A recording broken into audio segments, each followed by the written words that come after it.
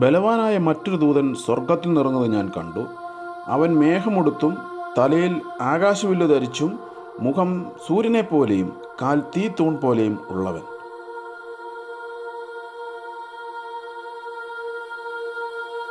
അവൻ്റെ കയ്യിൽ തുറന്നൊരു ചെറുപുസ്തകമുണ്ടായിരുന്നു.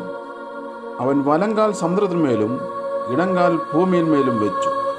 സിംഹം അലറും പോലെ അത്യുച്ചത്തിൽ ആർത്തപ്പോൾ 7 ഇടിയും നാദവും മുഴങ്ങി. 7 ഇടിനാദം മുഴങ്ങുമ്പോൾ ഞാൻ എഴുതുവാൻ ഭാവിച്ചു. എന്നാൽ 7 ഇടി മുഴങ്ങുന്നത് എഴുതാതെ മുദ്രയിടുക എന്ന് സ്വർഗത്തിൽ നിന്ന് ഒരു ശബ്ദം കേട്ടു.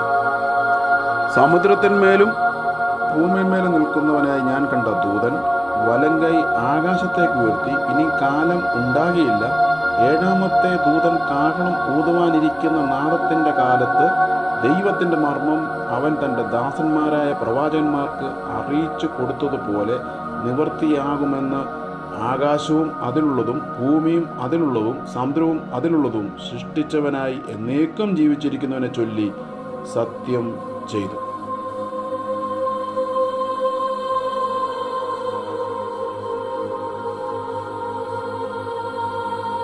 ഞാൻ സ്വർഗത്തിൽ നിന്ന് കേട്ട ശബ്ദം പിന്നെയും എന്നോട് സംസാരിച്ചു.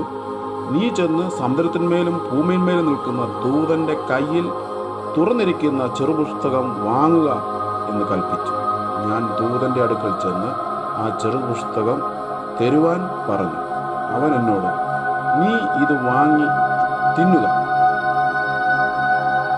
അത് നിന്റെ വയറ്റിനെ കയ്പിക്കുകയും എങ്കിലും വായിൽ തേൻ പോലെ മധുരിക്കും എന്ന് പറഞ്ഞു.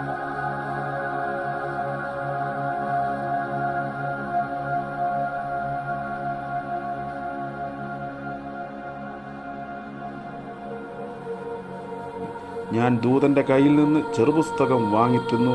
അത് എൻ്റെ വായിൽ തേൻ പോലെ മധുരമായിരുന്നു. തിന്നു കഴിഞ്ഞപ്പോൾ എൻ്റെ വയറ് കയിച്ചുപോയി. അവൻ എന്നോട്, നീ ഇനിയും അനേകം വംശങ്ങളെയും ജാതികളെയും ഭാഷകളെയും രാജാക്കന്മാരെയും കുറിച്ച് പ്രവചിക്കേണ്ടി വരും എന്ന് പറഞ്ഞു. വെളിപ്പാട് പുസ്തകം 10-ാം അധ്യായം അതിൻ്റെ 9-ാം വാക്യത്തിൽ കാണുന്ന ചെറുപുസ്തകം ദൈവത്തിൻ്റെ വചനമാണ്. ഈ ചെറുപുസ്തകം വാങ്ങി തിന്നപ്പോൾ വായ്ക്ക് മധുരവും, തിന്നു കഴിഞ്ഞപ്പോൾ വയറ് കയിച്ചുപോയി. ദൈവത്തിൻ്റെ വചനം കേൾക്കുന്നത് മധുരമാണ്, എന്നാൽ അത് പ്രാവർത്തികമാക്കുവാൻ അല്പം പ്രയാസമാണ്. അതുകൊണ്ടാണ് വായിൽ തേൻ പോലെ മധുരവും വയറ് കയിച്ചുപോയി എന്ന് വചനത്തിൽ എഴുതിയിരിക്കുന്നത്. എന്നാൽ ദൈവത്തിൻ്റെ വചനം അനുസരിച്ച് ജീവിക്കുമ്പോൾ ഈ ലോകത്ത് നമുക്ക് സന്തോഷം തരികയും അതിനപ്പുറം സ്വർഗീയവാസത്തിൽ നമ്മൾക്ക് മധുരകരമായൊരു ജീവിതം ഒരുക്കി വച്ചിരിക്കുന്നതിനായിട്ട് ദൈവത്തിന് നന്ദി പറയാം. ആമീൻ.